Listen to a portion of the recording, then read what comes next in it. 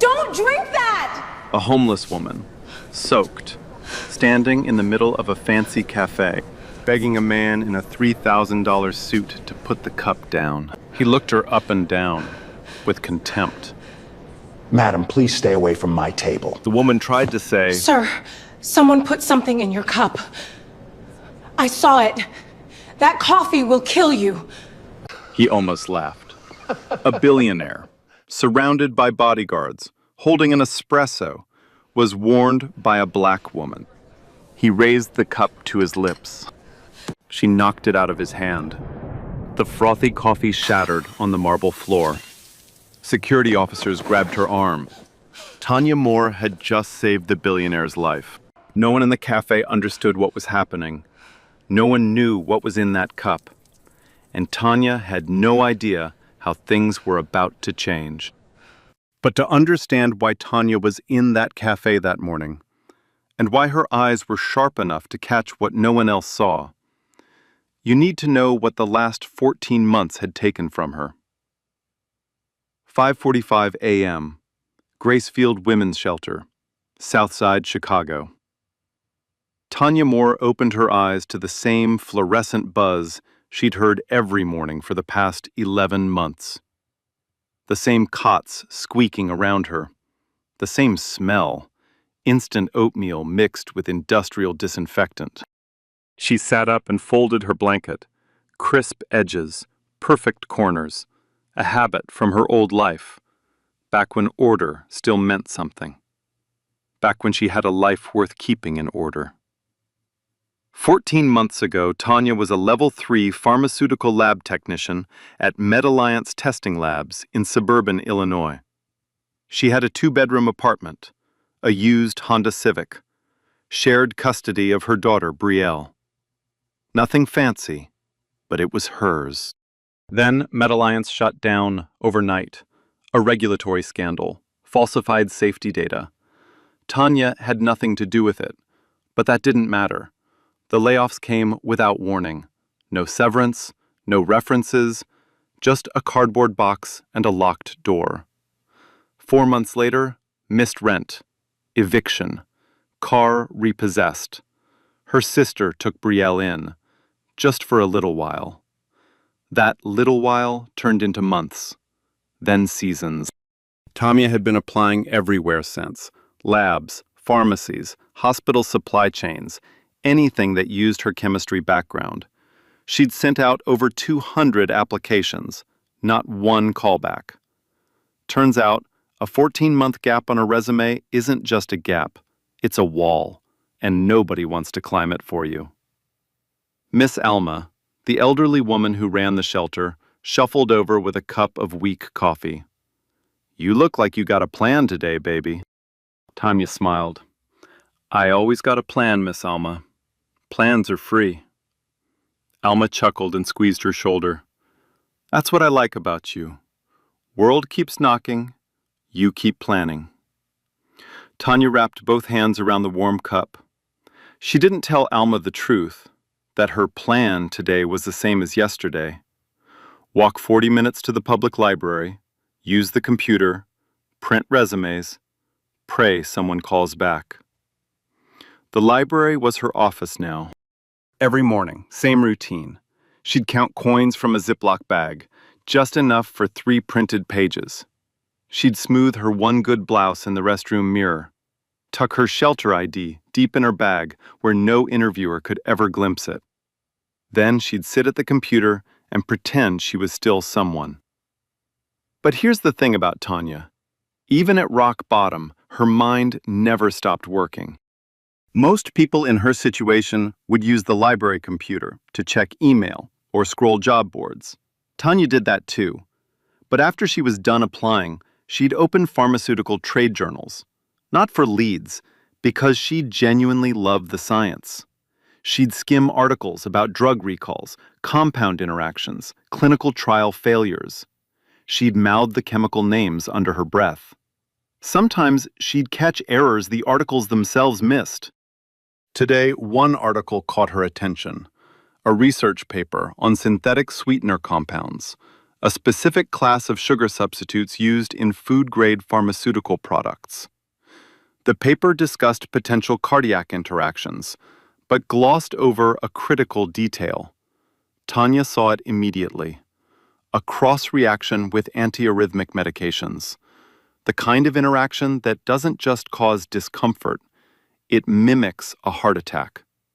Quietly, without a trace. She scribbled a note on scrap paper, an old habit from her lab days. She didn't know why she wrote it down. Maybe instinct, maybe stubbornness, maybe because her brain refused to stop being a scientist, even when the world had decided she wasn't one anymore. That note would matter later, more than she could possibly imagine. On the walk back to the shelter, Tanya's phone buzzed. Brielle. Mom, are you coming to the science fair next month? Tanya closed her eyes. 12 years old, and still believing her mother could show up. I'll be there, baby, I promise. For real this time? For real. She hung up, pressed the phone against her forehead, breathed. Promises are expensive when you can't even afford bus fare.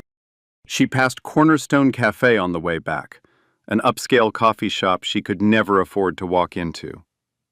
But Ray Cooper, the young barista she'd befriended over weeks of walking past, spotted her through the window. He waved her in. Employee perk, he said, sliding a small coffee and a day-old muffin across the counter. Don't tell my manager. Tanya sat by the window. For 20 minutes, she wasn't homeless. She was just a woman drinking coffee, watching people come and go, studying faces, finding small, stolen moments of peace in a world that had stopped offering them. On the wall behind her, there was a framed newspaper article, a local business award, some corporate gala photo, the cafe owner shaking hands with someone important. The photo was small, half hidden behind a potted plant. Tanya didn't notice it. Neither will you. But the man in that photo will matter, very soon. But what Tanya didn't know, what she couldn't possibly know, was that tomorrow morning she'd walk into this same cafe. She'd sit in this same seat, and she'd witness something that would force her to make an impossible choice. A choice between staying invisible and saving a stranger's life. Tanya thought the worst part of her week was behind her. Another round of applications, another round of silence. Same story, different day. She was wrong. Because what was about to happen in that cafe wasn't an accident. It wasn't bad luck. It was planned. And she was the only person standing between a man's life and someone else's plan to end it. The next morning. Cold rain. The kind that doesn't fall. It attacks. Tanya pulled her jacket tighter and pushed through the door of Cornerstone Cafe.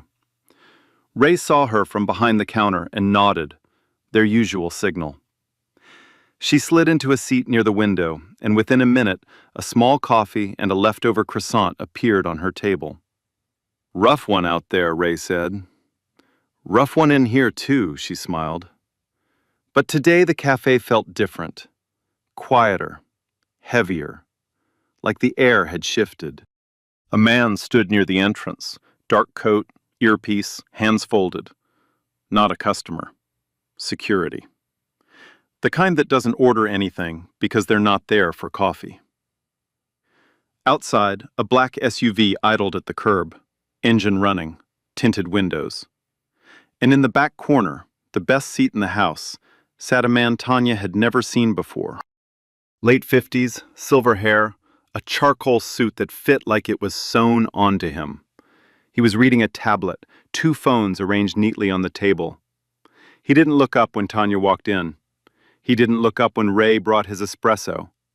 He didn't need to look at anyone, because everyone in the room was already looking at him. Tanya noticed 3 things. First, a small leather folio beside his cup, embossed with interlocking letters, CB. She didn't know what it stood for. Not yet. Second, 2 prescription bottles, half hidden under the tablet. Orange caps, pharmacy labels. She recognized the shape immediately. Cardiac medication, the kind prescribed for arrhythmia patients. Third, and this one made her stomach tighten, a man sitting at the table directly across from the older gentleman. Mid-30s, gray hoodie, a latte in front of him. He was scrolling his phone casually, too casually. Every few seconds his eyes flicked up, not at his screen, at the man in the suit. Tanya had lived on the streets long enough to know what watching looks like. That man wasn't relaxing. He was waiting. His name was Spencer, but Tanya didn't know that yet. She didn't need to. Her gut already knew something was off. Then it happened. The older man's phone rang. He picked up. Something about a board meeting, quarterly numbers, a name Tanya didn't recognize. He stood, stepped toward the window, and turned his back to the table. His security guard followed. Instinct, habit, protect the man, not the coffee. That's when Spencer moved. He stood up, smooth, unhurried, like a man heading to the restroom. He walked past the older man's table, and in one fluid motion, his hand passed over the espresso cup. A tiny vial, no bigger than a pinky finger, tilted. 2, maybe 3 drops. Clear liquid. No color. No smell. Then he kept walking. Didn't look back. Sat down at his table. Picked up his phone. Like nothing happened. The whole thing took less than 3 seconds. Tanya's breath caught in her throat. She looked around the cafe. Ray was grinding beans, the machine roaring. 2 other customers were buried in their phones. The security guard had his back turned, standing beside the older man near the window. Nobody saw it. Nobody. Just her.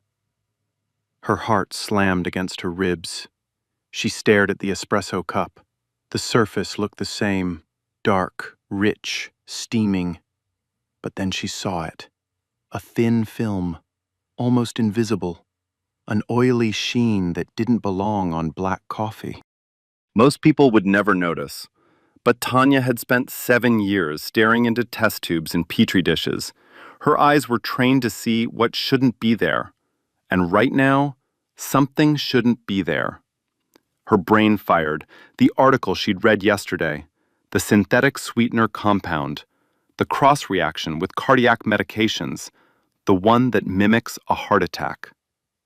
No trace, no evidence. A perfect, silent death. She looked at the prescription bottles on his table, then at the cup, then at Spencer, sitting 3 meters away, phone in hand, perfectly calm. The older man finished his call, walked back, sat down, reached for his cup. Tanya's hands gripped the edge of her table so hard her knuckles went white. Every survival instinct she had screamed the same thing. Don't. Stay quiet. Stay invisible. You're a homeless black woman in a fancy cafe. You say one word and they'll call the police. You'll lose your shelter spot. You'll lose everything. But she watched his fingers curl around the cup. She watched it rise toward his lips. And she knew, with absolute scientific certainty, that if he drank that coffee, he would die. The cup touched his lips. Tanya made her choice. What happened next took less than 60 seconds, but for Tanya Moore, it felt like a lifetime. And for everyone else in that cafe, it was a moment they would never forget. She stood so fast her chair crashed backward against the tile floor. The sound cracked through the cafe like a gunshot. Don't drink that! Every head turned. Every conversation stopped. The espresso cup froze an inch from the older man's lips. A single drop ran down the rim and fell onto the white saucer. Derek, the security guard, was already moving. 2 steps, hand inside his jacket, body between his boss and this screaming stranger. Step back, now. Tanya didn't step back. She raised both hands, palms open, fingers spread, the universal sign for, I'm not a threat. Please, listen to me. Someone put something in that cup. I watched him do it. That man in the gray hoodie, he dropped something into the coffee when you were on the phone. She pointed at Spencer. The whole cafe turned to look. Spencer, still seated, still calm, raised his eyebrows. Then he did something that made Tanya's blood run cold. He smiled. I'm sorry. What? Spencer said, standing slowly. His voice was smooth, educated, relaxed. I didn't go near anyone's table. I've been sitting right here the whole time. He looked around the room, palms up, the picture of innocence. I mean, look at her. And they did. Every single person in that cafe looked at Tanya. Torn jacket, wet hair plastered to her forehead, worn-out shoes held together by habit more than material, hands still shaking. Then they looked at Spencer. Clean clothes, calm face, reasonable voice. And just like that, without a single piece of evidence, they chose who to believe. The woman near the door muttered loud enough for everyone to hear. Just get her out. She's obviously disturbed. A man at the counter shook his head and turned back to his laptop. Already dismissed her. Already forgotten. Ray, the barista, the one who gave her free coffee, the one who waved her in from the cold, stood behind the counter, mouth open, eyes wide. He said nothing. He didn't defend her. He didn't vouch for her. He just stood there, gripping a towel, terrified of losing his job. Tanya felt it, the silence where his voice should have been. It hurt more than any of the stares. Derek stepped closer. Ma'am, I'm going to ask you one more time. Let her go. The older man's voice. Quiet. Controlled. Not angry. Just done. He set the cup back on the saucer and looked at Tanya the way people look at something they've already categorized. A nuisance. A disruption. A problem to be removed politely. I appreciate your concern, he said. The politeness was worse than cruelty. Cold. Final. But I think you're mistaken. Please, let my security help you outside. Derek reached for her arm. And this, right here, is the moment where most people would have walked away. Head down, swallowed the humiliation, told themselves, I tried, and disappeared back into the rain and the cold and the invisibility. Tanya almost did. She felt the pull toward the door, the gravity of shame, the weight of every pair of eyes in that cafe confirming what the world had been telling her for 14 months. You are nothing. Your voice does not matter. Sit down. Be quiet. Be invisible. But then she saw the cup, still sitting on the table, steam still rising, poison still waiting. And she knew, not believed, not suspected, knew that if she walked out that door, this man would pick up that cup, and he would die, and no one would ever know it wasn't natural. They'd call it cardiac arrest. They'd shake their heads. And somewhere, the man in the gray hoodie would smile. Tanya pulled her arm from Derek's grip, not violently, firmly. 30 seconds, she said. Her voice changed. The panic was gone. The desperation was gone. What replaced it was something no one in that cafe expected from a woman who looked like her. Precision. Give me 30 seconds. If I'm wrong, I walk out myself. No police, no scene. You'll never see me again. The older man studied her face. Something in her tone, the steadiness, the unshakable certainty, made him pause. He glanced at Derek, then back at Tanya. A long second passed. 30 seconds. Tanya turned to Ray. I need a clean glass, a sugar packet, and half a lemon. Ray looked at his manager. The manager shrugged. 30 seconds, what's the harm? Ray slid the items across the counter with trembling hands. His hands were shaking worse than hers. Tanya moved quickly, calm, precise, hands steady. The hands of a woman who'd done this 10,000 times in a laboratory she no longer had access to. She poured a small amount of coffee from the older man's cup into the clean glass. She squeezed 3 drops of lemon juice into it. Citric acid, the simplest reagent available in any kitchen. The reaction was immediate. The liquid shifted from dark brown to a murky, unnatural gray. Tiny bubbles formed on the surface, fizzing, crawling, rising in clusters that had no business being there. Normal coffee with lemon lightens slightly. It never turns gray. It never foams like this. The cafe went dead silent. Not quiet, silent.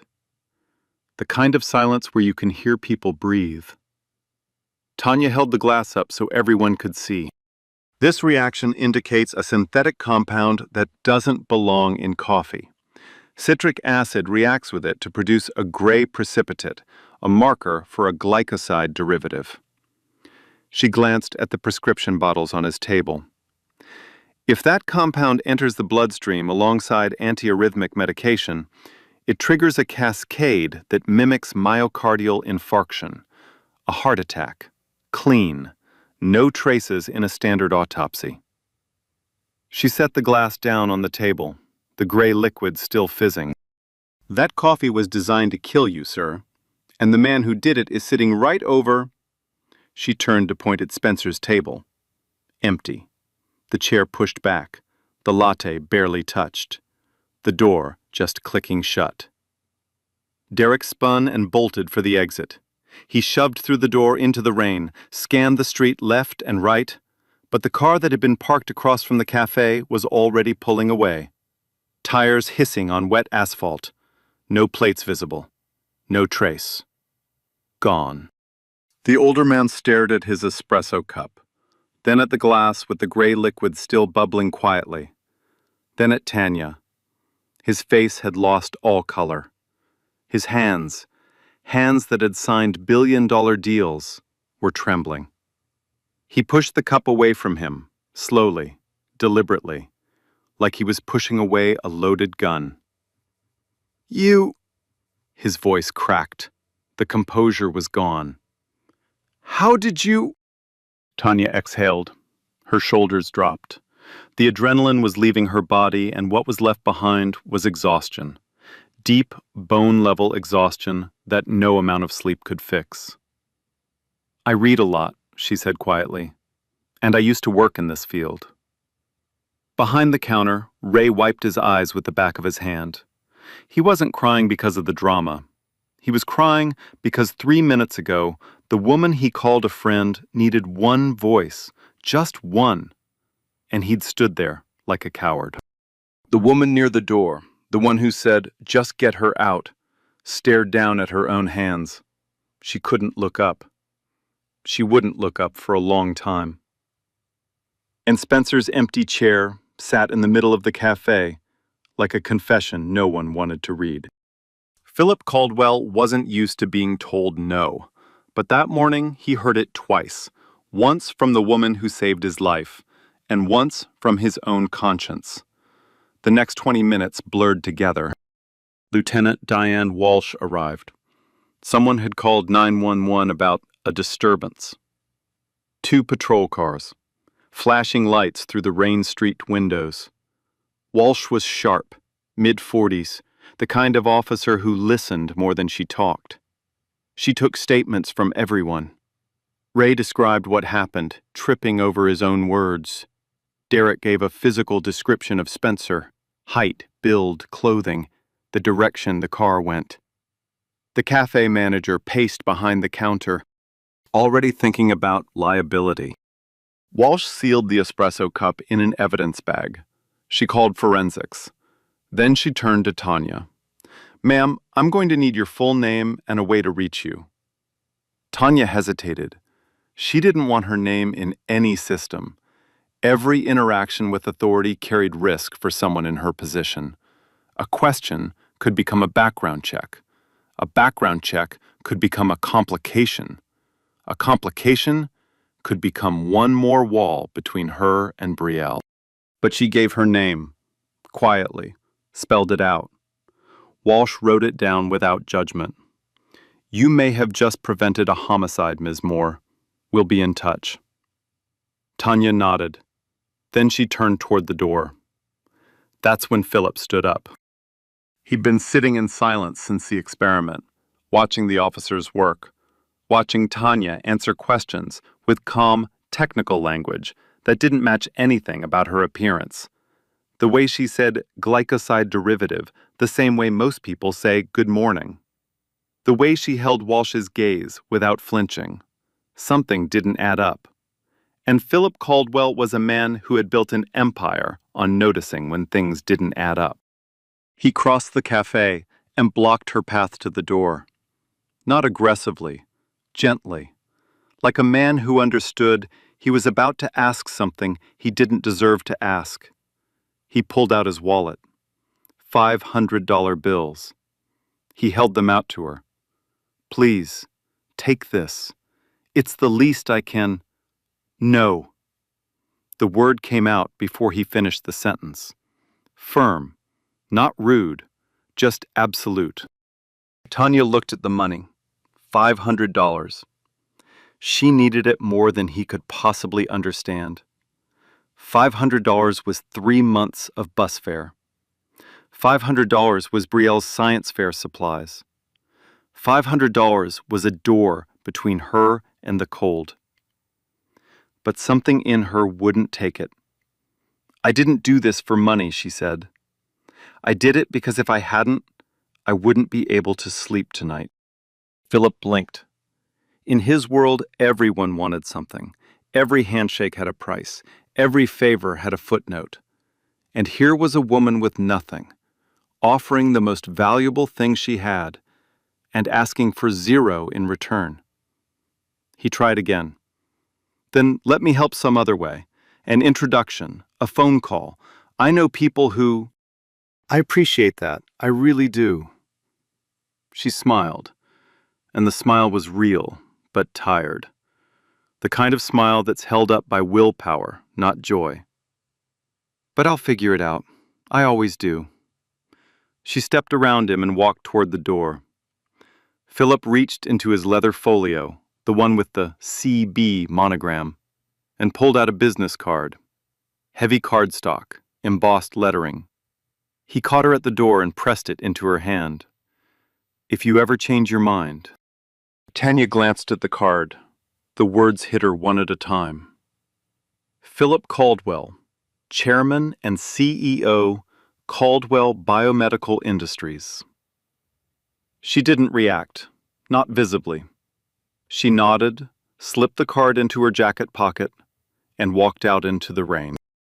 But outside, standing on the wet sidewalk, rain hitting her face, something broke open inside her. She pulled the card out and read it again. Caldwell Biomedical. She knew that name. Everyone in pharmaceutical science knew that name. One of the largest biomedical firms in the Midwest. And the man she'd just saved, the quiet man with the tablet and the espresso, ran it. Her hands shook, not from cold. She put the card back in her pocket and kept walking. Behind her, inside the cafe, Philip Caldwell stood at the window, watching her disappear into the rain. He turned to Derek. "Find out everything about her. And find the man in the gray hoodie." Tanya thought she'd never see Philip Caldwell again. She figured it was one of those once-in-a-lifetime collisions. 2 strangers, 1 terrible moment, then back to separate worlds. She was wrong. And what was coming next would prove that the distance between their worlds was never as far as she believed. That night, back at the shelter, Tanya sat on her cot and turned the business card over in her hands, over and over, tracing the embossed letters with her thumb like they were braille. Elma noticed. She always noticed. "What you got there, baby?" "Just a card. A man I met at the cafe." Elma raised an eyebrow but didn't push. She'd learned that Tanya shared things on her own schedule, or not at all. The next morning at the library, Tanya typed Philip Caldwell into the search bar. Her eyes widened as she scrolled. Net worth? 11 figures. Board memberships across 3 continents. A philanthropy portfolio that included hospitals, research grants, and rural health clinics. A recent profile in a major business magazine about Caldwell Biomedical's expansion into affordable cardiac medication for underserved communities. Tanya stared at that last line for a long time. Affordable cardiac medication for underserved communities. And she, a woman from one of those communities, had just saved the man building the program, using knowledge the world had decided she no longer deserved to have. The irony almost made her laugh. She closed the browser, put the business card back in her Ziploc bag next to her coins and her last 3 printed resumes. She didn't call. 3 blocks east and 40 floors up, Philip Caldwell was not waiting. He was working. Derek's report landed on his desk that afternoon. Everything about Tanya Moore laid out in black and white. Age 41, former Level 3 lab technician, certified in pharmaceutical compound analysis, 7 years of outstanding performance reviews. Terminated, not for cause. Facility shut down. Currently homeless. Residing at Gracefield Women's Shelter, Southside. 1 daughter, Brielle, age 12, living with Tanya's older sister. Over 200 job applications submitted in the past year. 0 callbacks. Philip read the report twice, then a third time. Beside it sat a second report, the security investigation. Camera footage from the cafe confirmed everything. Spencer's hand over the cup, the vial, the drops. Forensics confirmed the substance, a synthetic glycoside derivative, exactly what Tanya described. Fatal when combined with Philip's medication. But one line in the security report made Philip's jaw tighten. Subject demonstrated detailed knowledge of target's medication schedule, daily routine, and preferred cafe location. Profile suggests insider access. Insider. Philip picked up the phone and called Nina. "I need you in my office, now." What Philip discovered next didn't just change how he saw Tanya Moore. It shattered everything he believed about the man sitting 3 doors down from his own office. Mina Caldwell arrived within the hour. Early 30s, sharp jaw, sharper instincts. She'd spent 5 years as VP of Corporate Responsibility at Caldwell Biomedical, a role most people assumed was ceremonial. It wasn't. Nina didn't do ceremonial. Philip slid both reports across the desk. "Read these." Nina read. Slowly.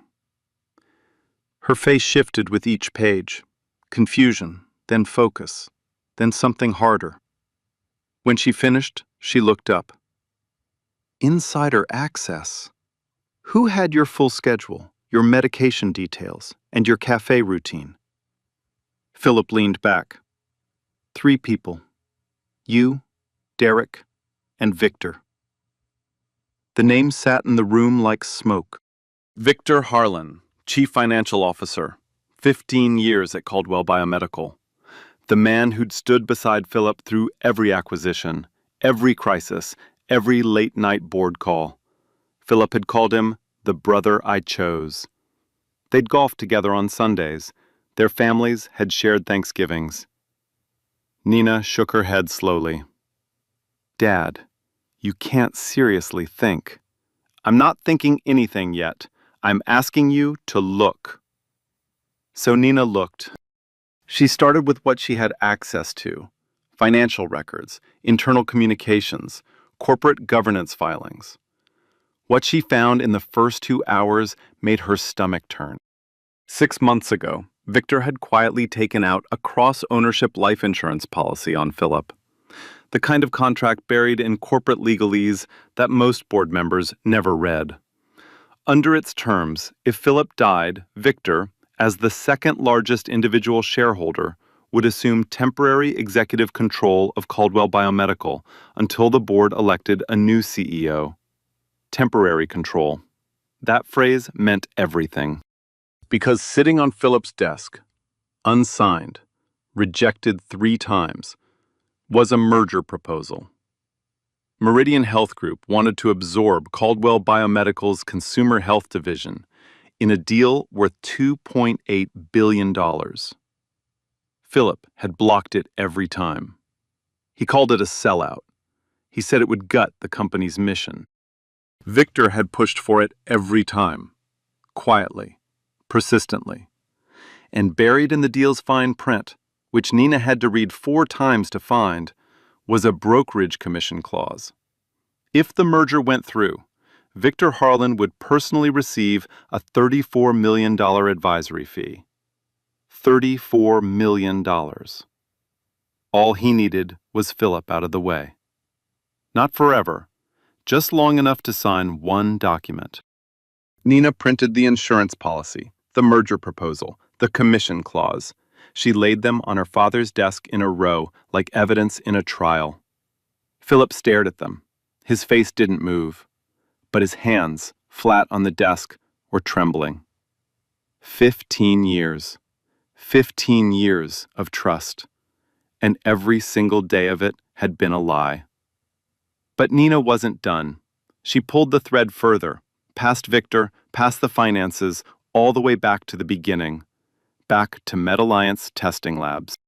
MedAlliance had been a subcontractor for Caldwell Biomedical's consumer health division. They tested compounds, ran safety analyses, filed reports.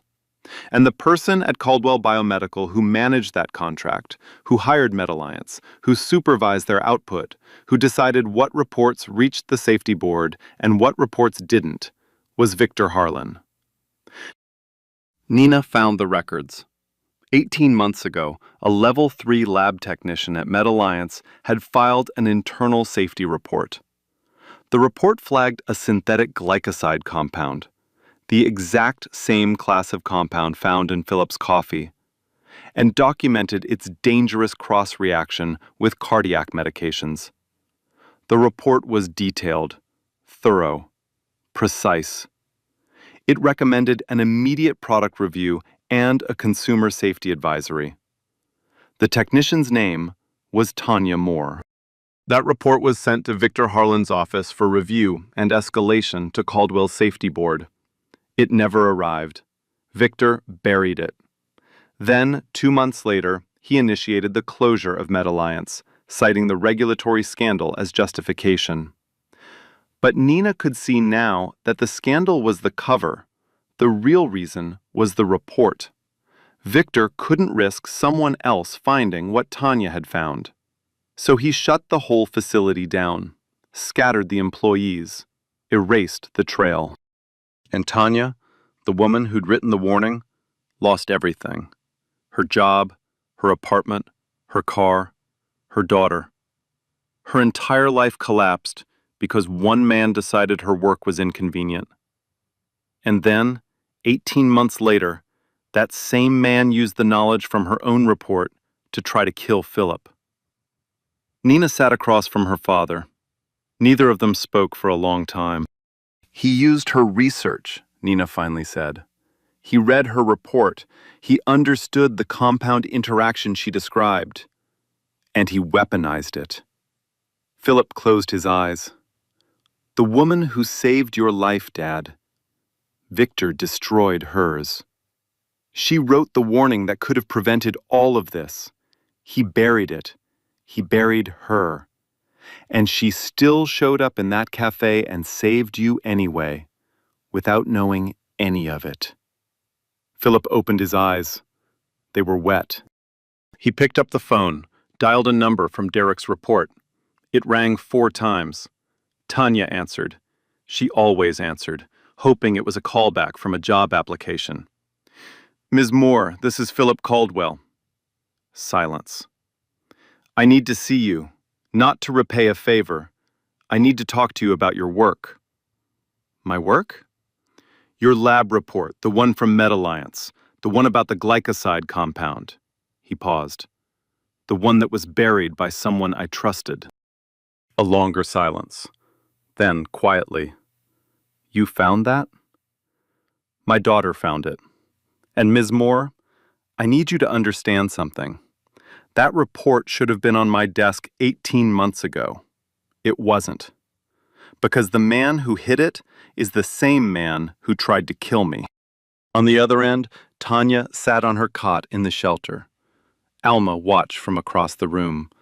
Tanya's hand covered her mouth.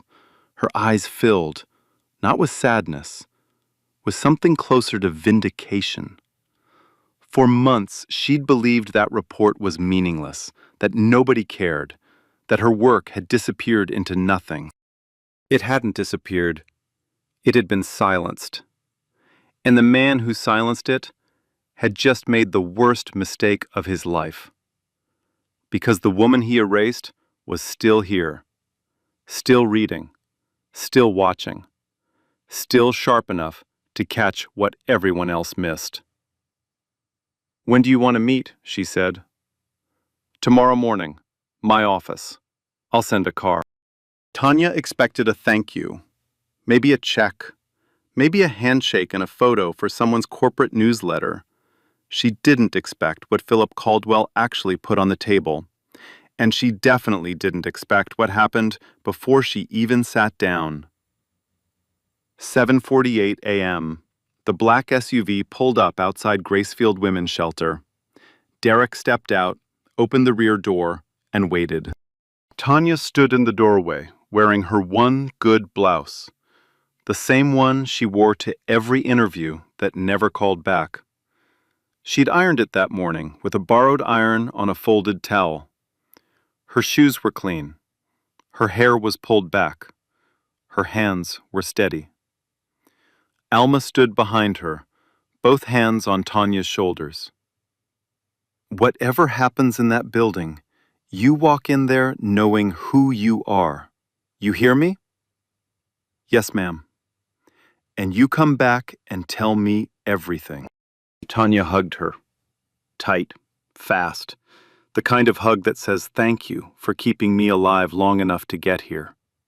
And walked to the car. The ride downtown took 22 minutes. Tanya watched Chicago scroll past through tinted glass. The same skyline she used to commute past every morning in her Honda Civic. The same buildings, the same bridges, the same river, but from a different seat. A seat she hadn't earned yet. A seat she wasn't sure she deserved. The Caldwell Biomedical Tower rose 40 stories above Michigan Avenue, glass and steel. The lobby alone was bigger than the entire shelter. A security guard at the front desk had a badge already printed with her name, Kanya Moore, Visitor, Executive Floor. She clipped it on and stepped into the elevator.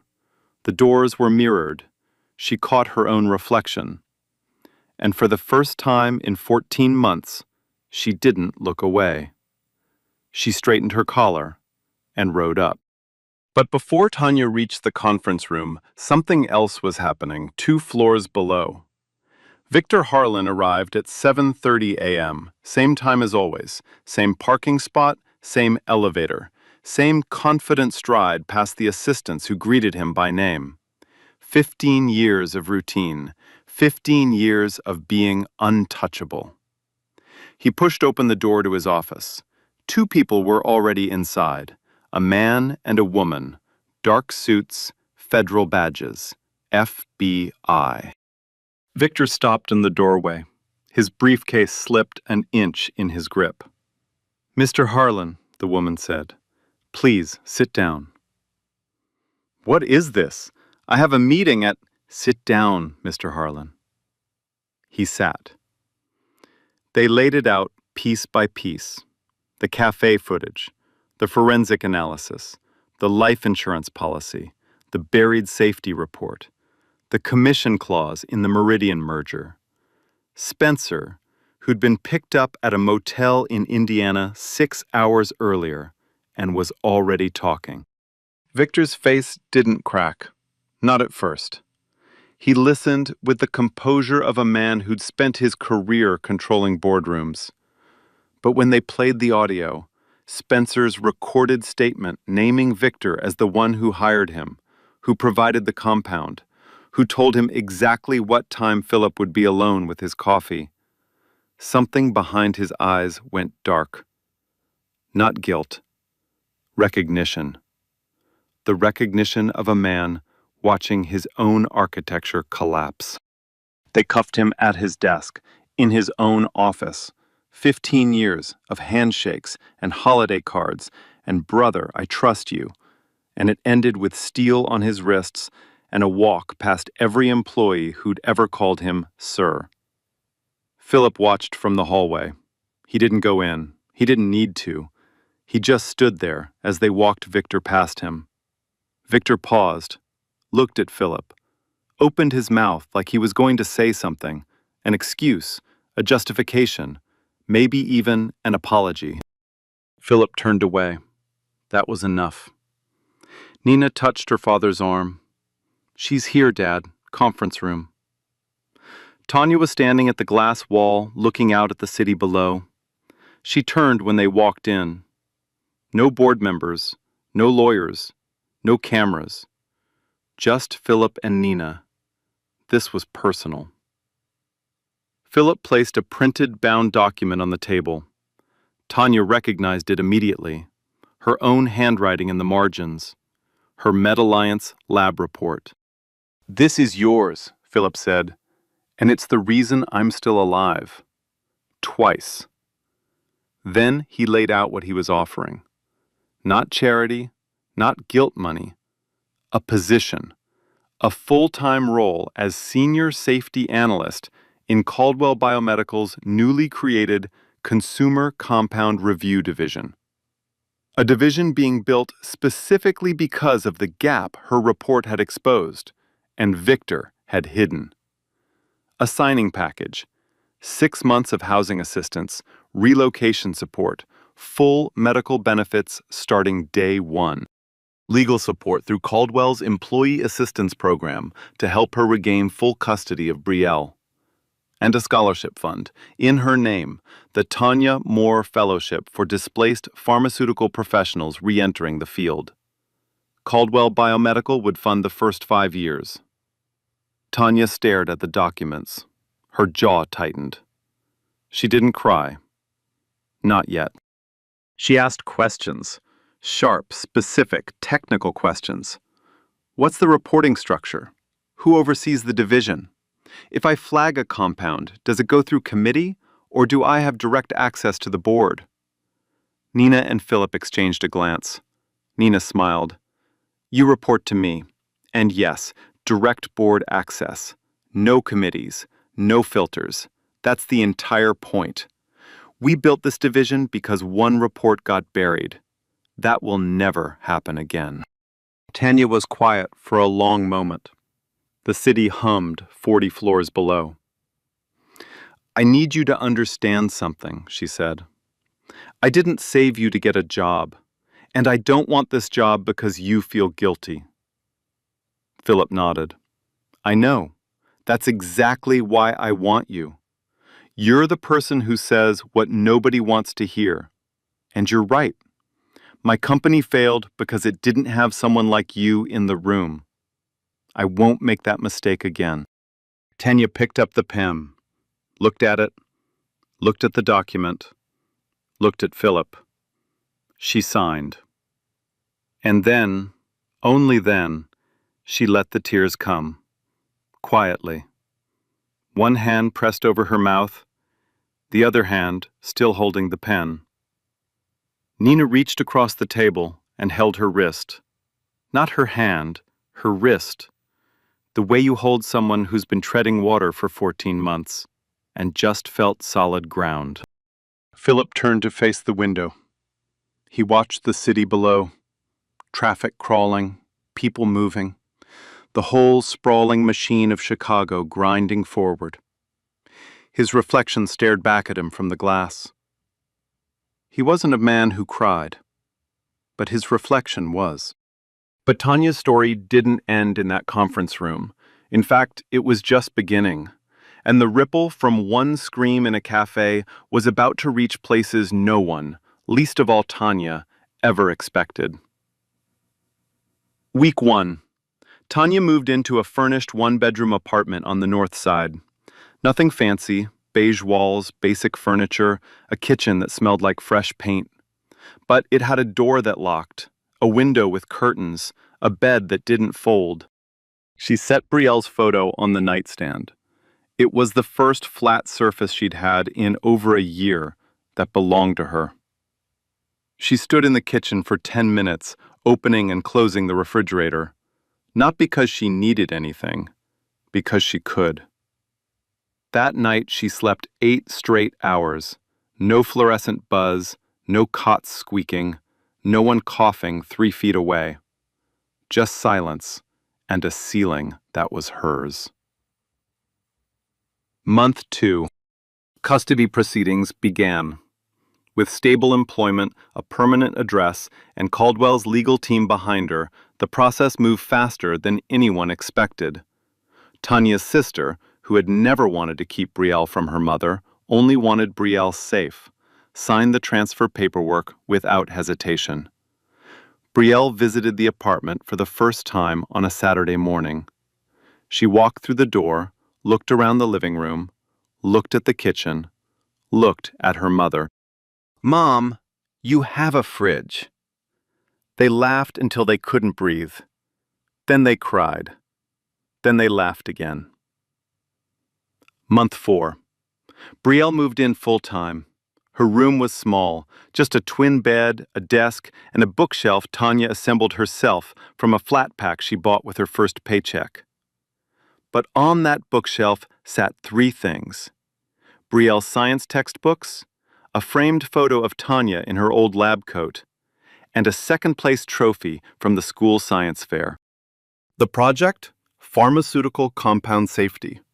Brielle had presented it to a gymnasium full of parents, teachers, and one very biased judge named Tanya Moore, who sat in the 3rd row, hands clasped, tears running down her face, keeping the promise she'd made on a borrowed phone 14 months ago.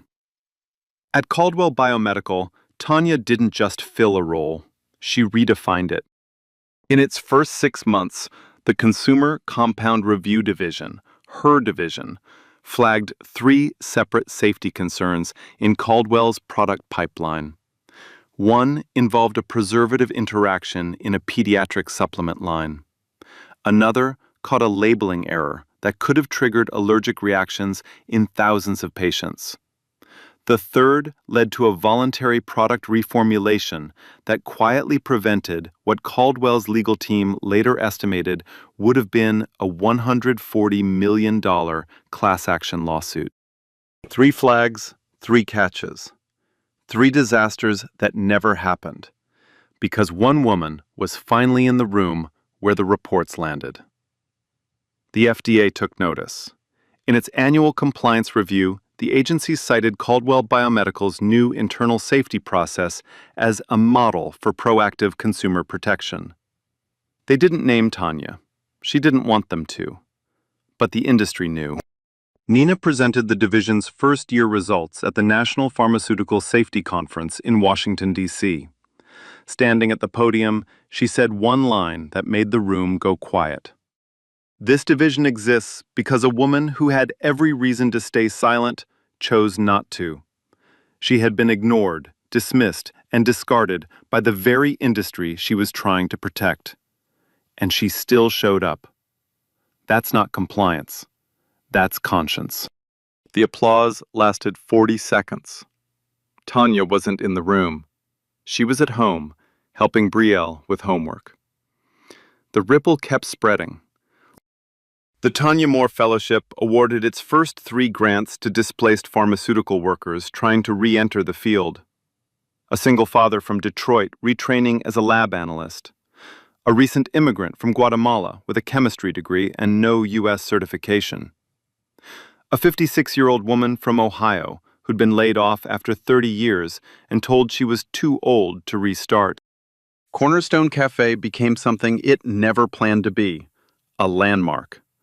Ray Cooper mounted a small brass plaque near the corner table, the seat where it started.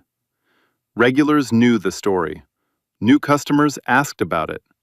Ray told them every time, and every time, his voice cracked in the same place. Alma's shelter received a $200,000 grant from Caldwell Biomedical's charitable foundation, enough to expand from 30 beds to 50, enough to add a job training center, enough to install a real kitchen that served real meals, not instant oatmeal from a packet. Philip attended the ribbon cutting. He shook Alma's hand. She held it with both of hers and looked him dead in the eye. You didn't save her, Mr. Caldwell. She saved you. And then you did the right thing with it. Philip smiled. Yes, ma'am, I did.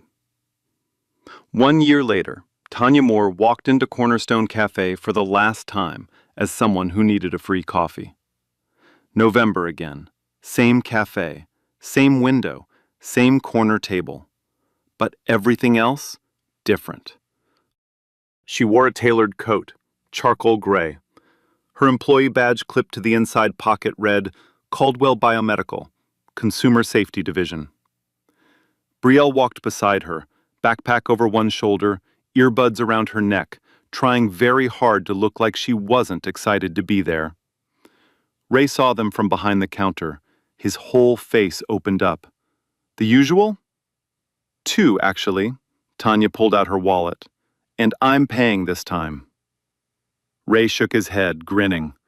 About time, Moore. They sat at the corner table. Brielle spread her homework across the surface. Biology, ironically. Tanya pulled out a pharmaceutical journal. Same habit, different life. For a few minutes, they were just a mother and daughter in a coffee shop. Nothing more, nothing less. And for Tanya, that ordinary moment was worth more than anything on her paycheck. Then the door opened. A young woman stepped in, early 20s, damp jacket, hair pulled back tight, eyes scanning the room the way Tanya used to, fast, cautious, measuring whether she belonged. She hovered near the entrance, one hand gripping her bag strap, the other hanging at her side like she didn't know what to do with it. She didn't order. She just stood there, trying to decide whether to stay or disappear. Tanya watched her for 5 seconds. That was all she needed. She stood up, crossed the cafe, and stopped in front of the girl. Hey, you want to sit down? My daughter and I have an extra chair. The young woman blinked. Yeah, okay, thanks. Tanya bought her a coffee and a muffin. They talked. Not about anything heavy, just small things. Weather, the neighborhood, whether oat milk was actually worth the extra $1. The kind of conversation that says you're allowed to be here without saying it out loud. Before the girl left, Tanya slipped her a business card. Not Philip's, her own. Tanya Moore, Senior Safety Analyst, Caldwell Biomedical Industries. On the back, handwritten in blue ink, Gracefield Shelter. Ask for Alma. The girl looked at the card, looked at Tanya, nodded once, and walked out. Tanya and Brielle left a few minutes later. Brielle took her mother's hand on the sidewalk. 12 years old and usually too cool for that, but today she didn't care. Mom? Yeah, baby? You think she'll be okay? That girl? Tanya squeezed her daughter's hand. I think she'll be more than okay. She just doesn't know it yet. They walked into the Chicago afternoon. Behind them, through the cafe window, the young woman was still visible, standing under the awning, reading the back of Tanya's card, tracing the handwriting with her thumb. And for the first time, in what looked like a very long time, she smiled. Inside the cafe, the corner table sat empty. Above it, Ray's brass plaque caught the afternoon light, the seat where it started. Every year, thousands of skilled professionals lose their careers to circumstances they never caused. They send hundreds of applications into silence. They count coins for bus fare. They become invisible. Not because they have nothing to offer, but because no one stops long enough to see them. Some of them are sitting next to you right now. One thing about this story I will never forget. Losing your job doesn't mean you lost your brain. Losing your house doesn't mean you lost your value. Losing everything on the outside doesn't change what you carry on the inside.